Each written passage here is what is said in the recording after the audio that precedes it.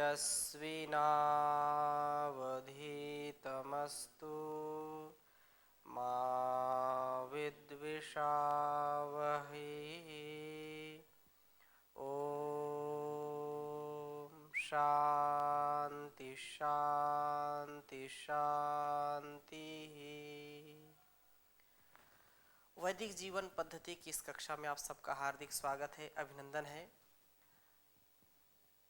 हम चर्चा कर रहे थे अघमर्षण मंत्रों का, जो ब्रह्मयज्ञ में विशेष है। मन शुद्धि का यह द्वितीय प्रकरण है। एक तो मन शुद्धि का प्रथम प्रकरण जो प्राणायाम के द्वारा है, इसमें मन और अपने इंद्रियों का जो व्यवहार है उसमें पवित्रता आए, शुचिता आए। और उसके बाद अघमर्षण मंत्रों का स्वाध्याय हमने किया था, उसकी चर्चा चल रही थी। और यह जो अघमर्षण का तात्पर्य यही है कि हम अपने जो पाप हैं, जो दुरित है, दुर्गुण है, दुर्व्यसन है, उनका जो है दूरीकरण, उनका मर्षण करना, उनका निराकरण करना। ओम ऋतंच सत्यंच भिद्धा तपसो धया जायत ततो रात्र जायत ततः समुद्रो अर्णवः 5 वर्ष बाद 15 वर्ष समुद्रादर्णवादधि संवत्सरो अजायत अहो रात्राणि विदधस् विश्वस्य मिषतो वसि सूर्या चंद्रमसौ धाता यथा पूर्वम अकल्पयत दिवम च पृथ्वीम च अंतरिक्षमथो स्वः। इन मंत्रों के द्वारा उस परम पिता, उस परम सत्ता का ध्यान करते हुए हम अहंकार से दूर हट जाएं, अहंकार हमको एक क्षण के लिए भी ना आए और उसका हम अनुभव हर पल हर क्षण कर सकें। क्योंकि उस परमात्मा ने ये सारा संसार बनाया है। वह ऋतंच सत्यंच, जो बात वहाँ हमने पढ़ी थी कि वह ऋतम गतिशील चेतन जगत और सत्यम स्थिर रहने वाला अचेतन जगत, ये जो सृष्टि परमात्मा ने बनाई है उसका वो नियंता है, पालन करता है, पुष्टि प्रदाता है। उस दाता का हम गुणगान करें, उसका चिंतन करें, उसके उपदेश और आदेश के अनुसार अपने जीवन को जिएं। ये चर्चा हुई थी। आगे की चर्चा हम करें। आप में से किसी कोई प्रश्न हो तो पृथ्वीम चा अंत। ओम स्वामी जी। जी, अघमर्षण मंत्र में कहीं भी पापों का जिक्र नहीं आया। आपने तो समझाया कि हमें अपने मैल को साफ करने का तरीका है, लेकिन उसमें पाप या दुष्कर्मों को हटाने की जो व्यवस्था है वो तो सूर्य है, चंद्रमा है, ऐसे वर्णन आ रहा है जी, और कुछ नहीं आया उसमें। उचित है, आपका प्रश्न उचित है। इसका तात्पर्य ये है, अघमर्षण हमारे अंदर पाप कब आता है? हमारे अंदर पाप जब आता है, तब आता है जब हम समझते हैं कि हमको कोई देख नहीं रहा है। तब हम समझते हैं कि संसार का जो सुख है, जो भोग है, वो मेरे लिए है। मैं इस कार्य को कर रहा हूं, मेरे द्वारा ये हो रहा है। यदि मैं ना हूं तो ये होगा भी नहीं। ये जो भावना है ये हमारे अंदर अहंकार को जन्म देती है। अहंकार को जन्म देने से क्या होता है कि फिर व्यक्ति उसको ईर्ष्या, द्वेष, छल, कपट, क्रोध, काम आदि से बच नहीं सकता वो। लेकिन यहां जो सृष्टि बनने का क्रम यहां दिया है, जो परमात्मा ने जो सारा सब कुछ बनाया है, तो यदि व्यक्ति को यह एहसास हो जाए, यह महसूस हो कि ये सारा संसार उसी का बनाया है, मैं एक मिट्टी का कण भी नहीं बना सकता, मैं एक रक्त की बूंद भी नहीं बना सकता, और ये सत्य है। जब ऐसा उसको भाव आए कि नहीं, ये सारा जो कुछ भी है उसी का बनाया हुआ है और उसी के द्वारा ही सब कुछ चल रहा है, तो फिर अहंकार नहीं आएगा, व्यक्ति पाप नहीं करेगा, क्योंकि हर क्षण हर पल उसका हमको एहसास होगा। एहसास होगा तो उत्साह आएगा और साहस के साथ हम कार्य कर सकते हैं। हमारे अंदर का जो है संकीर्ण भाव है वो दूर हो जाता है। इससे व्यक्ति पापी नहीं बनता, पाप को दूर करता है, ये भाव इसमें छिपा है। जैसे कल भी हम पढ़ रहे थे कि एक रीत नियम होते, एक सत्य नियम होते हैं। तो रीत नियम जो उस विधाता के द्वारा ही संचालित होते हैं, मनुष्य उसको कर नहीं सकता चाह करके भी। जैसे उदाहरण हमने पढ़ा था, उदाहरण के रूप में आया था कि जल का फार्मूला तो हम जानते हैं, लेकिन जल बना करके अपने जीवन को हम चलाएं या इस सृष्टि को चलाएं, अपने परिवार को चलाएं, जल बना करके ऐसा कर नहीं सकते। कहीं हमने अभी सुना था कि चाइना ने ऐसी कोई खोज की है कि वो जहां मनाएगा वहां पर वो ले जा करके बादलों को ले जाएगा, वहां वर्षा करा देगा, और जहां पर नहीं चाहेगा कि यहां पर वर्षा हो वहां वर्षा नहीं हो सकती। ऐसा बहुत जिक्र था। बाद में ऐसा भी आया कि बड़ा कोई कार्यक्रम था तो वहां पर जो है ऐसा प्रयास किया तो वहां पर वो सफल नहीं हुआ, और वो इतना कहीं पर वो ले जाकर के दूसरी जगह गिराना चाहा तो बादल फट गए और महा जो है त्राही मच गई चारों ओर। तो कहने का आशय ये है कि कुछ जो रीत नियम है उनको परमात्मा अपने हाथ में लेकर के रखता है। ऑक्सीजन ठीक है, जो मनुष्य ऑक्सीजन भरता है, रखता है, जीवन के लिए उपयोगी है, अच्छा है, लेकिन क्या वो व्यक्ति ऑक्सीजन बना करके अपना जीवन चला सकता है? या वो इतना पूरे जीवन भर लिए जो है सिलेंडर टहलता रहेगा? या वो दूसरों के लिए ऐसा करे? नहीं कर सकता है। सभी जीवों को सभी जीवों कैसे कर पाएगा? नहीं कर सकता। अच्छा, वो अपने जो पालतू पशु पक्षी हैं उनको हो सकता है कर दे, जंगल में रहने वाले या जो है जल में रहने वाले जीव जंतुओं को कौन संभालेगा? तो ये जो ऑक्सीजन हो या जो है वाटर हो, इसका जो मेथड है, जो सूत्र है, वो परमपिता परमेश्वर के हाथ में है। वही यहाँ कितनी ऑक्सीजन की आवश्यकता है, कितने में जीव अच्छे रहेंगे, उतना वो जो है वातावरण में देता है।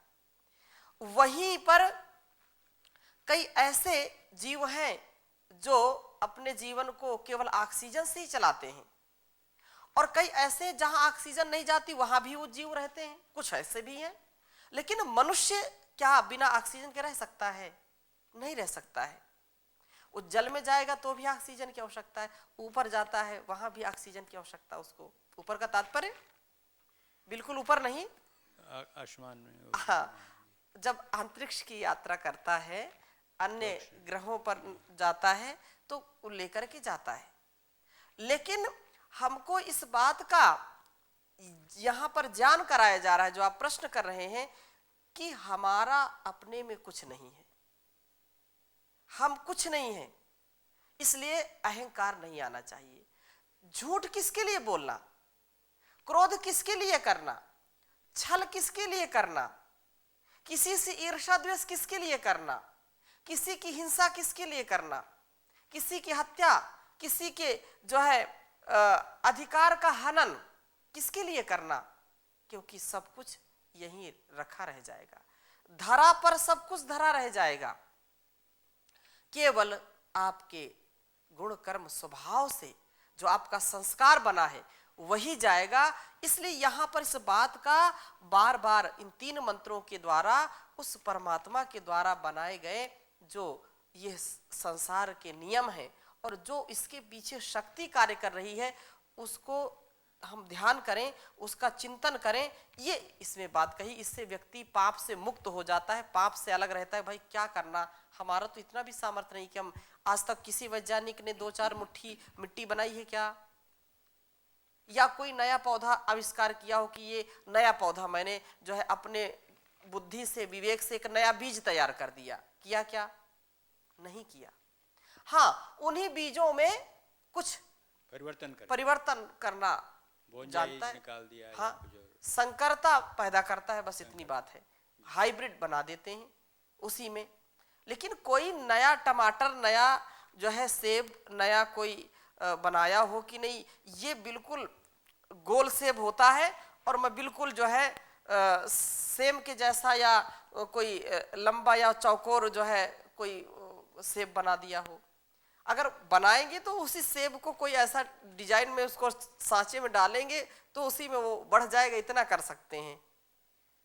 लेकिन ये सत्य है कि उस परमात्मा का जो व्यवहार है, आप कल्पना करो, ईख में कभी मिर्च की जो है तीखापन उसमें आता है क्या? गन्ने में कभी आंवला का खट्टापन आता है क्या? आंवले में कभी मिर्च जैसा स्वाद, गिलोय जैसा स्वाद आता है क्या?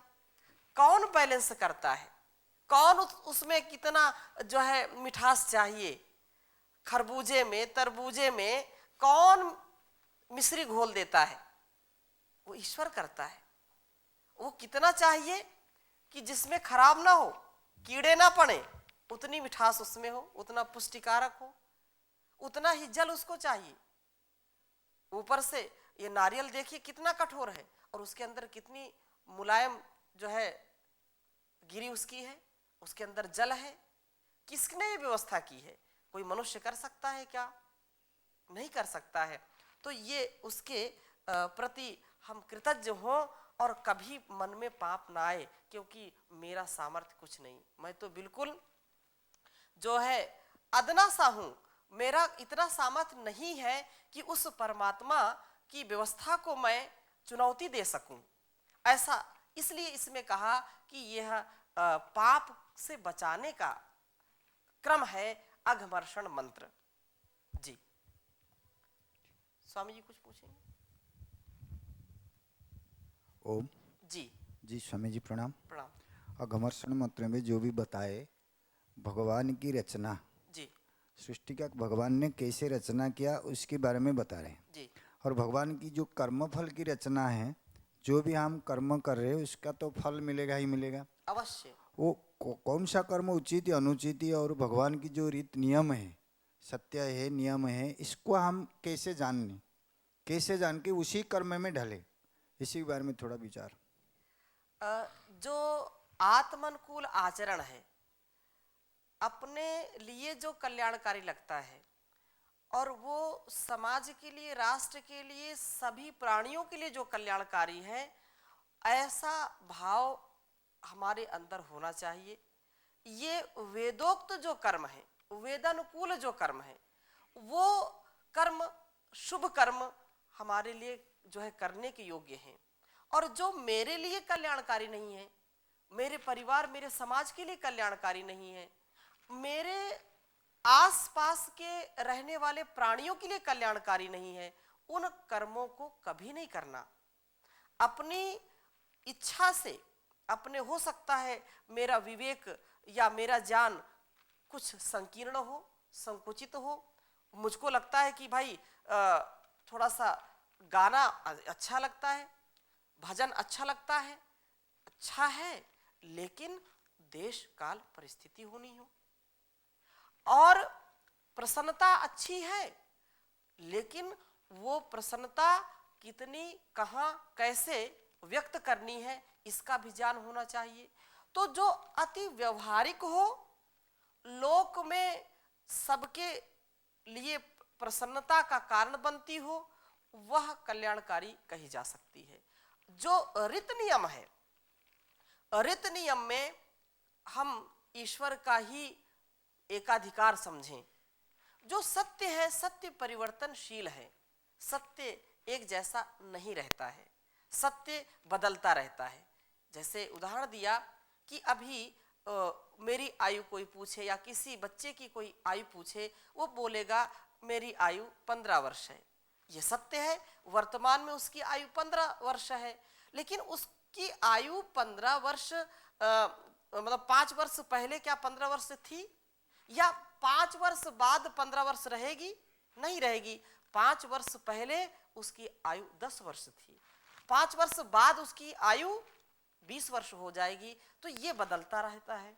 अभी भारतवर्ष में यदि हम देखें तो समय देखेंगे कि अभी 7 बजा है, 10 बजा है, 12 बजा है, ये सत्य है। लेकिन इसी को अमेरिका में देखेंगे तो वो सत्य बदल जाएगा, वो सत्य विपरीत हो जाएगा।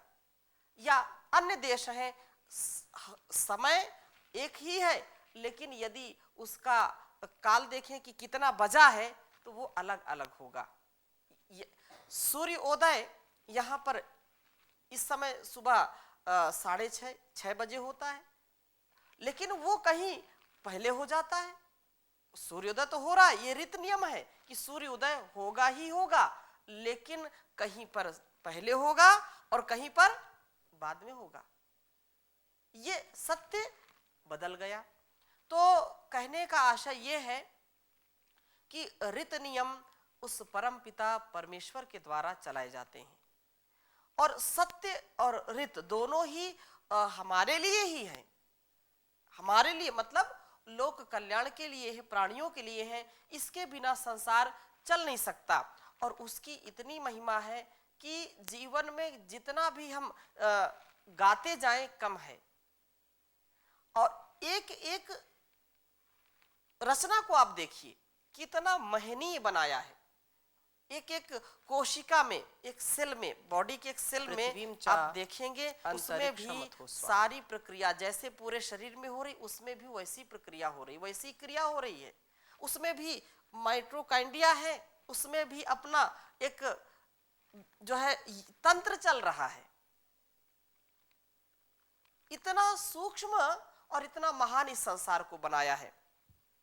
तो कवि कहता है, कौन कहे तेरी महिमा, कौन कहे तेरी माया, कौन कहे तेरी महिमा, कौन कहे तेरी माया। किसी ने है परमेश्वर तेरा, किसी ने है परमेश्वर तेरा, अंत कभी ना पाया। कौन कहे तेरी महिमा, कौन कहे तेरी माया।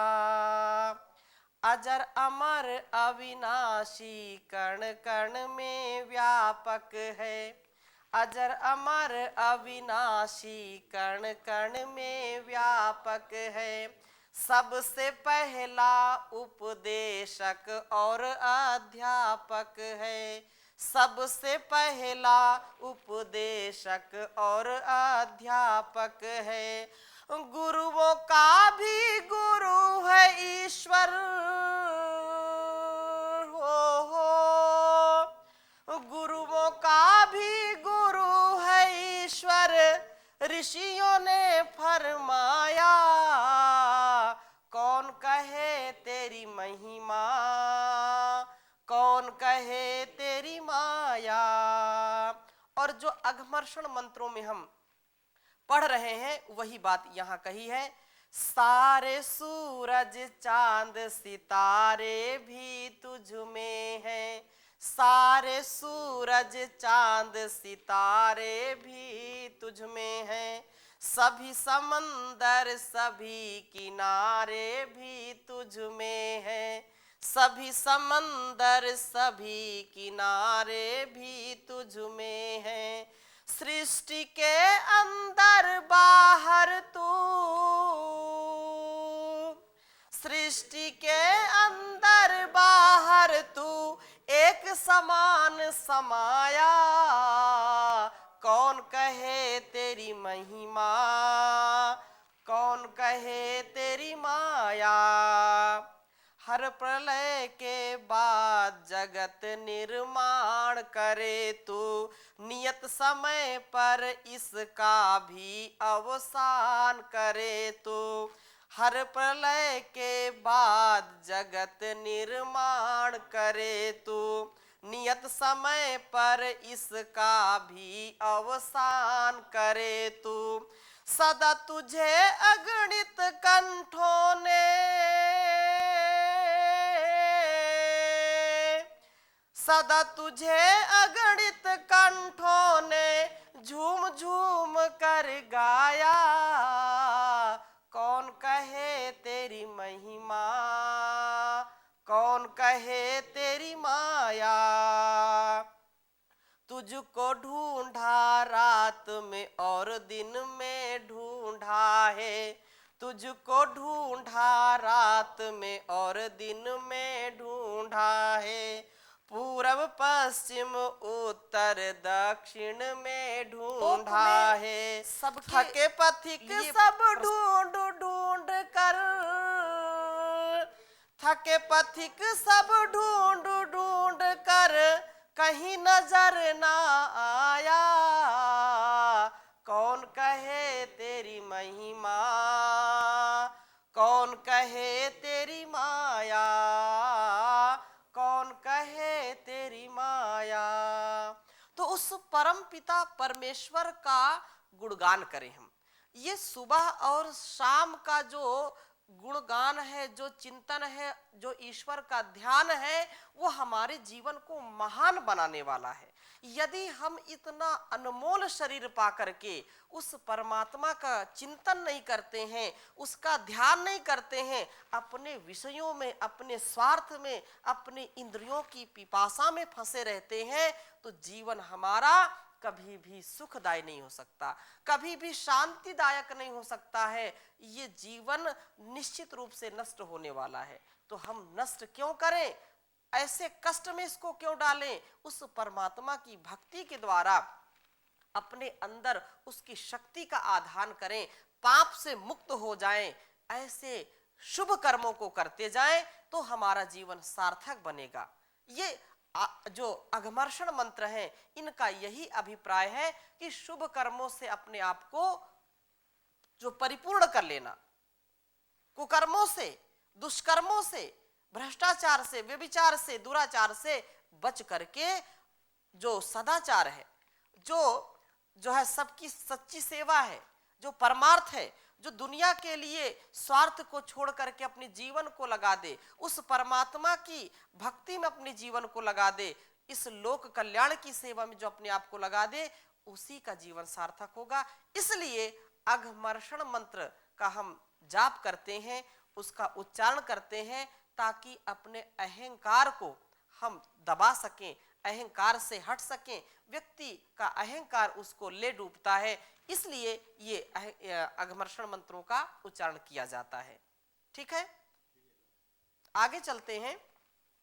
तो इन मंत्रों से मनुष्य निश्चित रूप से अपने जीवन को उन्नत बना लेता है, और बुद्धि तो विशेष परमात्मा ने दी है मनुष्य को। इस बुद्धि के द्वारा हम जब विशेष कार्य करते हैं तो विशेष व्यक्तित्व भी हमारा बन जाता है। पशु सदा परोपकार में रत रहते हैं, मनुष्य की सेवा में लगे रहते हैं, जबकि जो अश्रेष्ठ व्यक्ति हैं, कुबुद्धि हैं, वो पशु से भी निकृष्ट काम करते हैं। उनका स्वार्थ में ही जीवन व्यतीत होता है। स्वार्थ व अहंकार के वश में जघन्य पाप करते हैं, अपराध करते हैं, चोरी डकैती गबन अत्याचार करते हैं, आतंकवाद हत्या और बलात्कार करते हैं, घातक अस्त्र शस्त्र निर्मित करता है, युद्ध भड़काता है, असंख्य निर्दोष निरीह व निसहायों की हत्या करता है। तब उसकी श्रेष्ठता क्यों कही जाए। वो तो पशुओं से भी निकृष्ट हो जाएगा। जो व्यक्ति अपनी बुद्धि का, अपनी प्रज्ञा का सदुपयोग नहीं करता है, अपने जीवन को श्रेष्ठ नहीं बनाता है, अपने परिवार समाज और राष्ट्र को श्रेष्ठ नहीं बनाता है, उसका जीवन भी क्या जीवन है। जीवन तो उनका है जो स्वयं जीते हैं और दूसरों को भी उबारते हैं, दूसरों को उठाते हैं, दूसरों के जीवन में सुख समृद्धि संपदा ऐश्वर्य यश कीर्ति का आधान करते हैं। उनका जीवन श्रेष्ठतम होता है। मनुष्य का भाव यही है, मनुष्य है वही कि जो मनुष्य के लिए मरे। पशु प्रवृत्ति है यही कि आप ही चरे, मनुष्य है वही कि जो मनुष्य के लिए मरे। ये ऐसा भाव है कि तारता हुआ तरे, स्वयं तरना है और दूसरों को भी तारना है। ये मनुष्यता है। ऐसा विचार व्यक्ति को उन्नत करता है। अतः ये अघमर्षण मंत्रों में अभिमान व अहंकार की उभरती वृत्तियों को जो है त्यागना होता है। व्यक्ति प्रभु की महान शक्तिमत्ता का ध्यान करे, पल भर में प्रलय कर देने वाले प्रभु के आगे उसकी क्या औकात है, उसकी क्या हस्ती है और क्यों है। यही सोच समझ करके मानवीय आचरण से, सत्य आचरण, धर्म आचरण से अपने आप को मन वचन कर्म से पवित्र बनावे। मनसा वाचा कर्मणा, पवित्रता जब आएगी तो जीवन हमारा धन्य हो जाएगा, पापों से हम बच जाएंगे, पवित्रता का संचार रोम रोम में हो जाएगा। अनाचारों का प्रायश्चित करना, जो भूल से या प्रत्यक्ष परोक्ष रूप में हमसे त्रुटि हो गई है, भूल हो गई है, उसको हम इस मंत्र के द्वारा पश्चाताप करें, प्रायश्चित करें। अघमर्षण मंत्र यही कहलाता है। और उस परमात्मा के आगे नतमस्तक होकर के जीवन को पवित्र बनाने की प्रेरणा ही। कभी कभी कष्ट, क्लेश, दुख व निराशा की अवसाद जनी स्थिति में व्यक्ति पूर्णतया हताश होकर के जघन अपराध करने पर उतारू हो जाता है, विवेक खोकर के हत्या या आत्महत्या कर बैठता है। उस अवसाद की स्थिति में उसे प्रभु की सृष्टि, सृजन शक्ति का ध्यान करके आश्वस्त होना चाहिए कि जिस प्रभु ने प्रलय के बाद फिर से विशाल सृष्टि की रचना की है, और वह कृपा निधान प्रभु क्या मेरे नैराश्यपूर्ण जीवन में पुनः सुख और शांति, आशा का या ज्योति का प्रकाश नहीं करेगा? अवश्य करेगा। यही अघमर्षण मंत्र है। और कहा कि वह आत्मविश्वास के साथ ऊपर उठता है। विशेष बात यह है कि जैसे परमात्मा सृष्टि को बनाता है और प्रलय में फिर इसका लय कर देता है, उसी प्रकार से यदि रात्रि में मेरे से कोई दोष हो गए हैं तो सुबह की संध्या में मैं उसको नष्ट कर दूं और एक नया जीवन आरंभ करूं। आज प्रभात से मेरा नया जीवन शुरू होगा। यदि दिन में मेरे से कोई वाणीगत, शरीरगत, मानसिक यदि कोई त्रुटि हो गई, कोई पाप हो गया है, तो सायंकाल की संध्या में उस पाप को, उस दुरित को, दुर्गुण को, उसको दूर करने का प्रयास करें और शाम को यह संकल्प लें कि आज रात्रि में मैं शुभ कर्म करूंगा, शुभ से मैं भरूंगा, नया जीवन शुरू करूंगा। ये अघमर्षण मंत्र में हम प्रार्थना करते हैं। तो इसकी चर्चा और अगली कक्षा में करेंगे। अभी यहीं पर विराम देते हैं। ओम शांति शांति शांति।